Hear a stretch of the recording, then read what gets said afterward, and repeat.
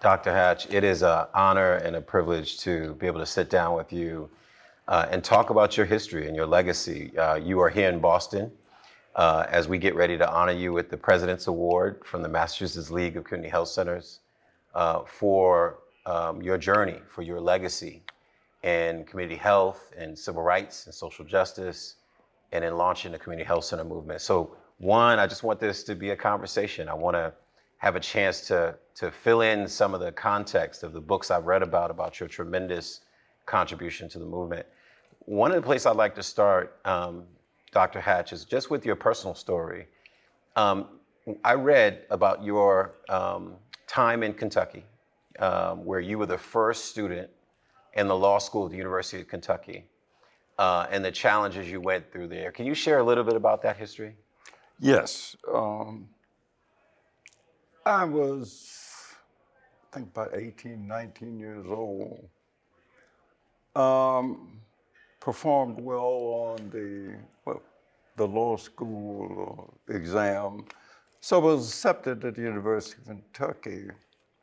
Naive, I wanted to be like Thurgood Marshall. And rather than gain admission to University of Kentucky, they set up a law school for one person, that was me, at Kentucky State. And my law library was the Capitol Library in Frankfort, Kentucky. It was, of course, difficult to be one student practicing what would be the student role in totally artificial conditions.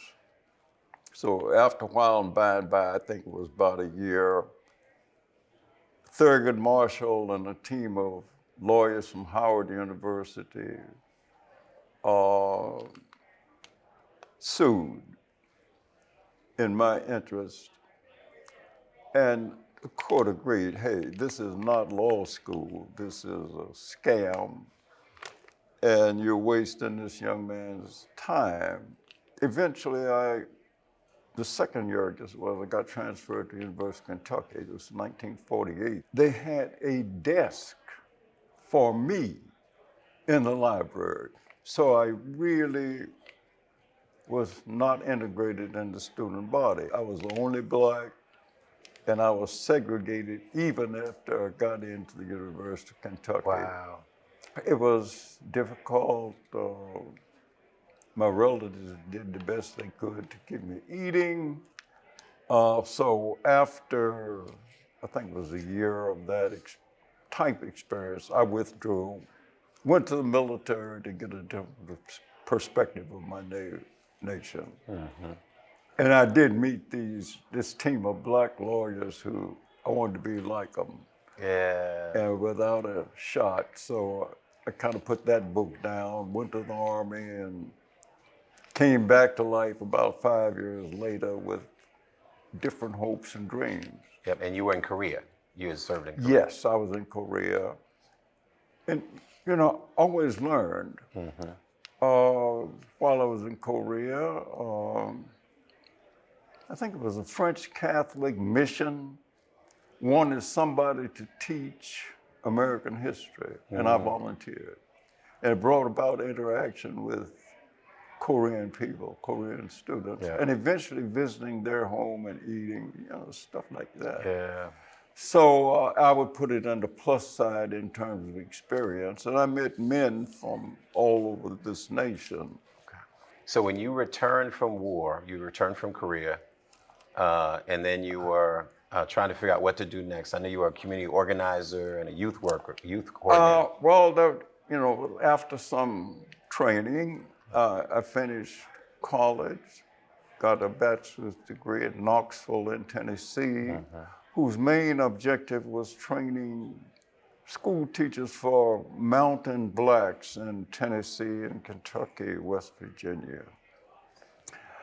And that really wasn't that interesting. So I heard about community organization and social work, the Urban League and its work, and decided, well, maybe that would be a place. And of course, going through the Korean experience increases one's awareness of justice, injustice, things Yes. like that. And Korea had lived under 30, 40 years of Japanese control where their dignity and honors were violated. And it sort of had a notion of concepts of superiority are not limited to the United States. Yeah, yeah. That in other parts of the world, Exactly. that was happening as well. So you came home after being at war. You saw what injustice looked like in other places. Absolutely, yeah. And then now you come home and you're still, in this country, a second-class citizen. Oh, absolutely. When I was in Korea, you either had a weapon on your back or on your belt. Nobody ever used the N-word when I was carrying heat. And of course, we had to carry heat when we went to town or wherever because the chances of being assaulted are not low. Yeah. So nobody would address you with a disrespectful term, No, racist term, until you got home. till I So you land back in this country. when I left on an airplane, and I think I got home in a day and some hours, and landed in, I think Alabama or South Carolina at the discharge center. During the war, a number of black men, especially young men, had made high rank through death, and they had stripes on their sleeves. So it was fairly clear that the older white non-commissioned officers wanted to reduce the number of blacks coming back with stripes. So you get antagonized. And a bus driver, say on the way home, seemed to take glee in directing me to the back of the bus. And I hadn't felt that for some years. Yeah. My time overseas in Japan and Korea, never like that. You had to ride in the back seat. I was hot. Yeah, I know you were. Yes. I often say that the back of the bus pushed people to the front of the movement. Yeah. That what happened is the indignity of being treated that way Yes. inspired them to do something about it. Was that true for you as well? Oh, absolutely. My mother worried about me because, living in the country, hills of Kentucky, when I was old enough to start chasing girls. And if I stayed out, say past 12, I knew when I opened the front door, Mama was gonna have a lamp on, reading the Bible. And that's all she needed to say. She cared and she didn't want me to be killed. Right. In fact, I remember when I was headed to Korea, she said, this was in social conversation some years later. I was glad when the Army took John because he got into too many disputes with white folk. Yeah. Yeah. And I said, Mama, wait a minute. So, I understood, and she was absolutely right. And When you say that, I think of Emmett Till. Yeah. And this whole notion that in the South, you had to be careful how you talk to white people, how you address them. Absolutely, yeah. It could cause you your life. Yeah, that's true. Yeah, so she was worried about you. That's what it was, yeah. Yeah, so. She had known a young man in her community when she was a teenager who was lynched. Wow. And, it doesn't take a whole lot to sort of set her for life of caution. Yeah. Yeah, I mean, there's some number, I think it's close to well over 5,000 reported lynchings between period of Reconstruction through the mid 20th century. Yeah. Many of them were unsolved, no action. So for your mother to have seen that, Yeah. to have experienced somebody who was lynched, I'm curious for you, Dr. Hatch, the whole notion that what made you an activist? When you finished with the military, you started getting involved with the NAACP and some work with NAACP, Yeah, I was more urban league Urban League. because after I finished college, I went to Atlanta University, which had the community organization and social change, job mobility was advocated by the Urban League in most places. And rather than suing and the confrontation, they tried to encourage through education and advocacy. And I thought that was a pretty good program because, in most urban riots, blacks lose. Yeah. Homes burned down. You got to giddy up and go and all of that. And it was disruptive and sort of put a town or an area on hold for a long time. I think the riots in Oklahoma. Yes. So tell me, Dr. Hatch, about your time in Boston. What brought you here, and what were your early experiences like? Who was around, and who did you interact with during your early days? After finishing, Atlanta University, there was word of possibility of a student from Atlanta coming to Boston and joining a seminar, a study on urban life housekeeping.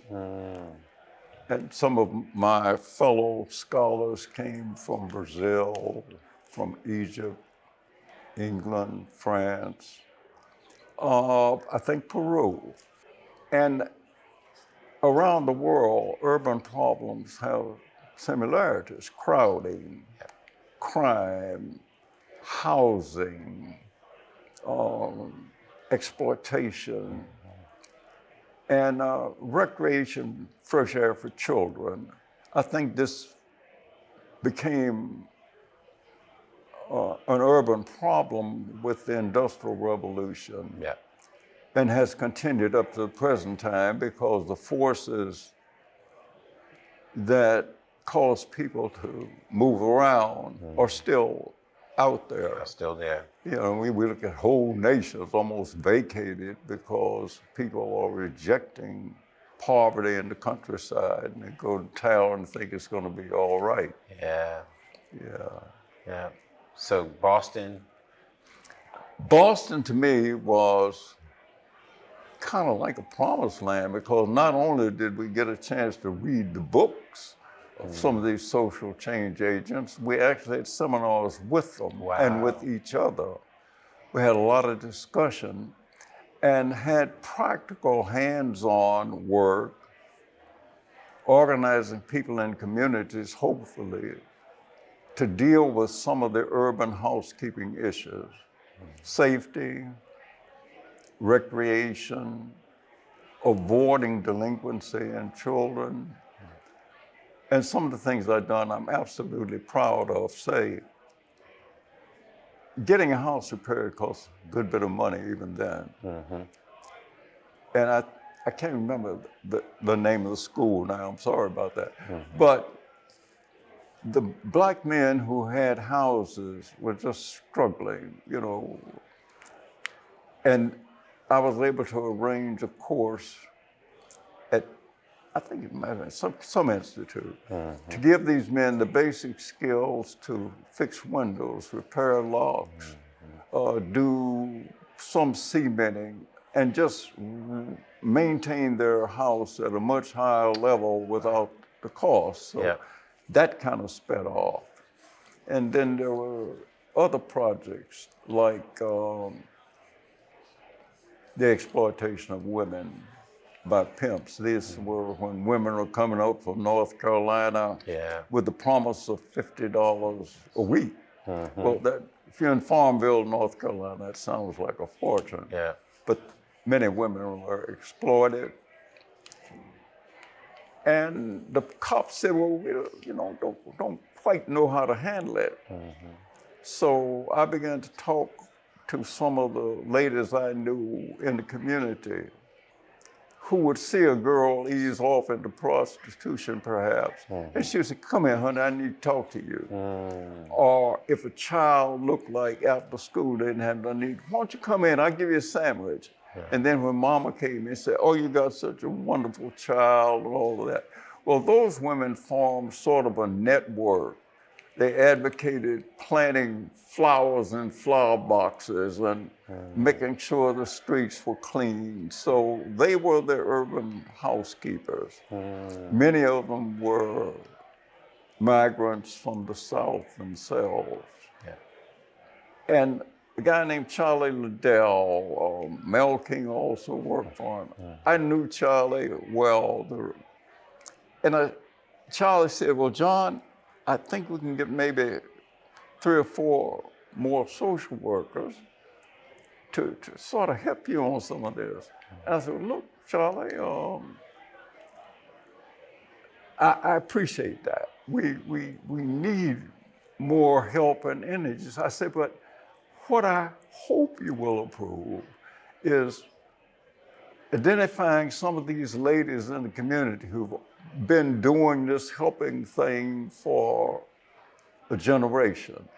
They're church women, they're club women, there's the South Carolina Club, there's the Jamaica Club, on, and churches.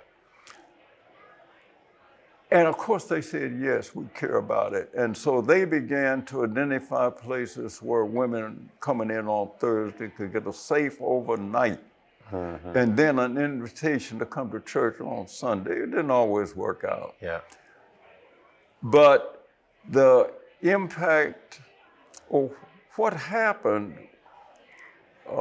Miss Edna James is one of the people I remember. Miss Edna James. Yeah. And other women of high energy and vision who would intervene to plant flowers to keep the streets clean, feed children. So this man agreed, the director of South End House,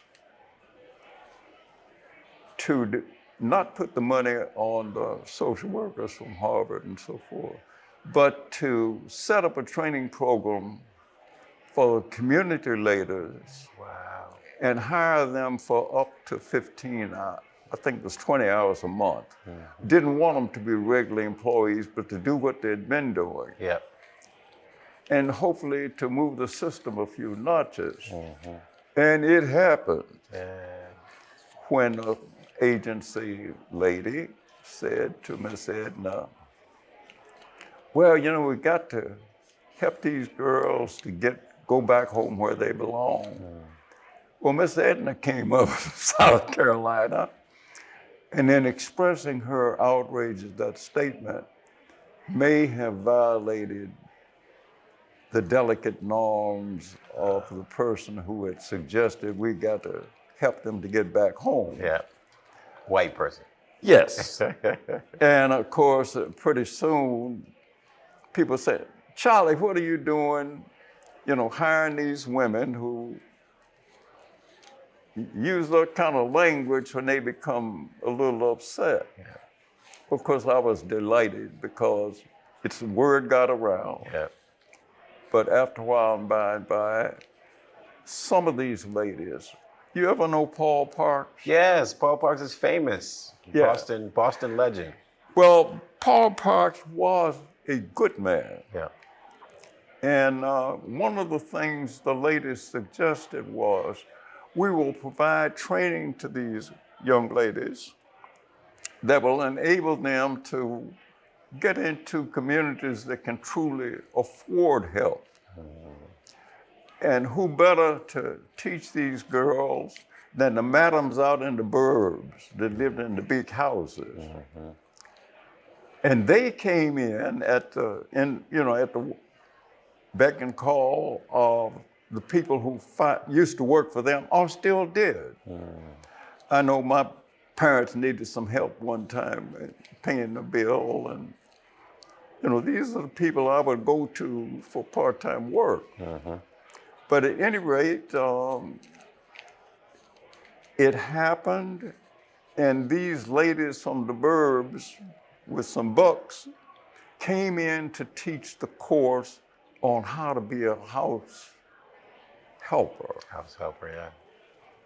how to answer the telephone, how to set the table. Yeah. And one of the people who registered for the program was Al Cap, the guy who wrote Little Abner. Oh, yes. Okay, I think I might have been making $5,000 a year at that time. Yeah. Al Cap was paying his maid $6. His housekeeper from Mississippi. And I say, well, that's success. Yeah. And eventually, Miss Melnia Cass. Melnia Cass. Yeah. Another civil rights activist. Yeah. Oh, was she ever. The program, as it went on, it was funded with federal money after a while by and by. And instead of going to South End House, it was diverted to Ms. Melnia Cass. It was the biggest grant they ever had. It eventually amounted to several $100,000, which was big money in During the that time. Yeah. Black community. And it also perked up the awareness of a social class that's used to being heard. And that mattered. Yeah. So yes, I enjoyed that kind of work. And it put me back in touch with the community, with the preachers. Good. But the church ladies, Yeah. with the support and help of the powerful, wealthy white women, worked. Paul said, why do you all want to insist on training people to be maids? Can't you train them to be typists or something? And I think Miss Taylor said, Paul, your mother was a maid and I was a maid, and we did it to feed you Yeah. and try to hope you get some education so you don't have to do what we do. And he said, yes, ma'am. Yeah, sounds like my mother. That's something my mother said to me. She was a housekeeper. So Yeah. So that to me felt good. Yeah. And, Miss Cass, didn't like my dating pattern sometimes. She said, now, John, you wouldn't be where you are if your mama hadn't made some sacrifices. Yes. And she has hopes and dreams about which direction you're going to go with your dating.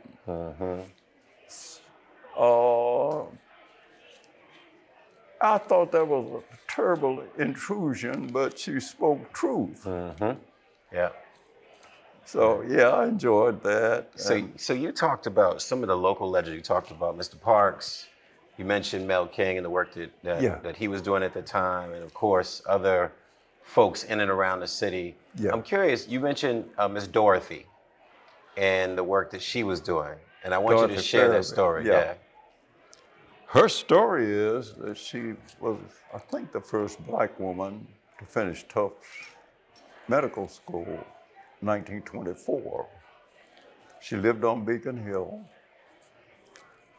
And out of a class of like 250 people, she was number 5. Number 5.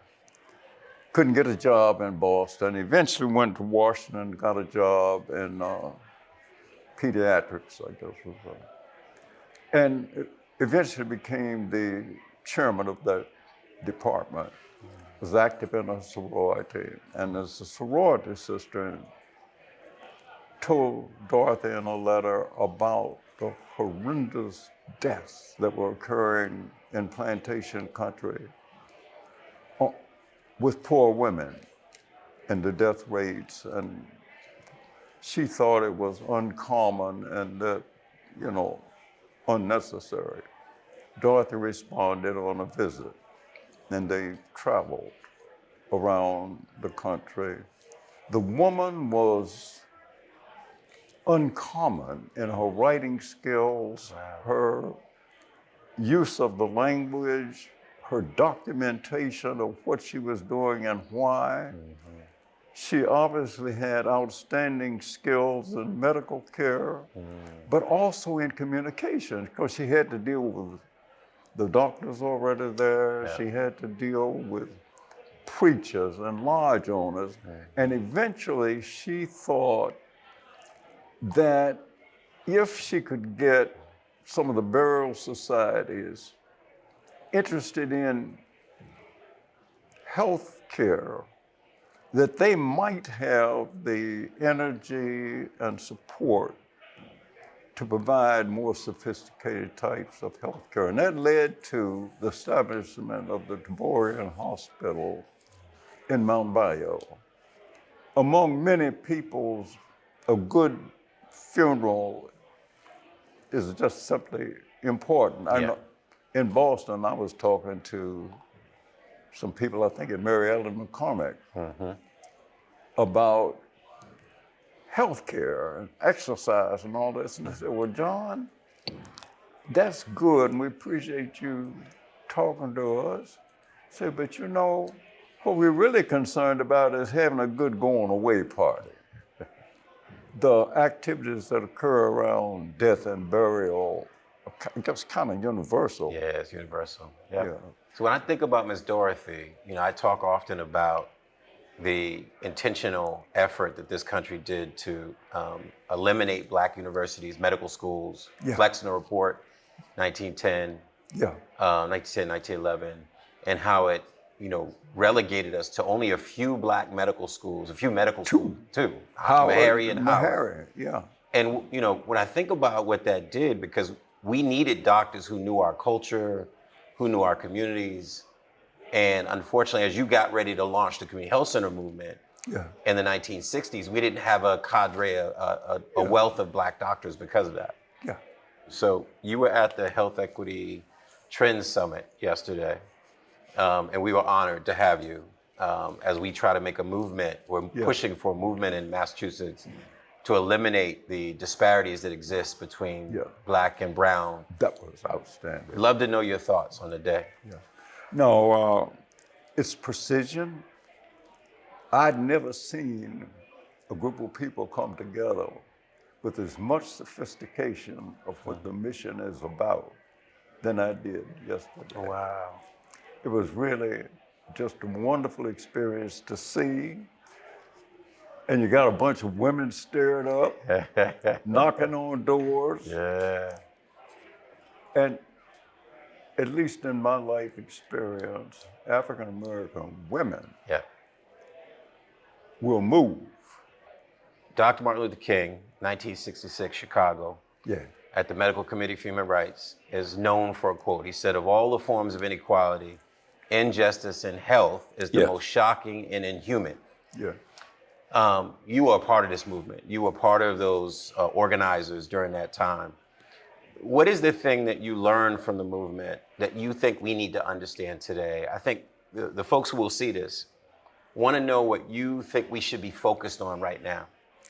I think the needs of the community and train people who have a personal understanding, just like in the South End, people who have successfully made the journey from another kind of social structure to the one in Boston. I think Boston is a bright and beautiful city with fantastic intellectual resources. Think a lot, talk a lot, not always right, but sufficient focus on good things. Yeah. And I think if we could just continue to follow that path, it would be a better place and a light for the community. Yeah. Because people say, well, you know, what we can do? I still hear in North Carolina, we're giving people too much and that destroys human initiative, kind of thing. And it's just recently, I think this past year, that we did Obamacare. Yeah. And I think it slowed it down by calling it Obamacare. Exactly. Slowed it down. I never call it that. Yeah. I say the Affordable Care Act. So, Yeah. because people will say they don't like Obamacare, but they like the Affordable Care Act. Yeah. Well, there's a book out, it's been out there for a while. I'm trying to think of what to call it. Cass. Cass, yes, Isabel Wilkerson. You read that? Yeah, I did. Yeah, well, this woman says that it's there and it's going to be hard to move, It's going to be hard to move. but that it is the cause of so much discomfort in society. And she spoke about traveling as a professional person and just being violated in ways that we like to think are over. Yeah. But she talks about one man that said, I'd rather die than to have Obamacare. And she says, he got his wish. He died. He died. Wow. And North Carolina now has Obamacare. And sure, most people would rather live on Obamacare than to die, in political protesting. Yeah. It's not even in your own self-interest No, to deny yourself access to insurance. no. Not only that, but it is true still that poor people Yeah. and often new to the urban environment are at greater risk. Yeah. And we can do something about it. But I think you got a team of ladies that say they're going to do it, and I believe it. We have some amazing women leaders in this state, and you mentioned that you were impressed by that. Well, and then, going to Farabee. At the time that she did her intervention, black men couldn't have done it. We'd been shot. Yeah. Going out on plantations. Yeah. It took a woman to be able to do that. Absolutely. And she put it together magnificently. Dr. Hatch, it is, as a historian, as someone who has been in the civil rights movement and active most of my adult life, it is one of the greatest privileges in my life to sit with you and have this conversation. My God, that's and I put it up there with Julian Bond, who I sat next to for 3 hours. Yeah, and I knew him when he was in short pants. when he was in short pants. Yeah. And I'm on the board of the National NAACP, so I get to meet with the architects, the legends like yourself. I've talked to Dr. Smith in Mississippi. Yes. I'm just honored and humbled to come this way during your time and to be able to meet you. So I want to say thank you. I thank you very much.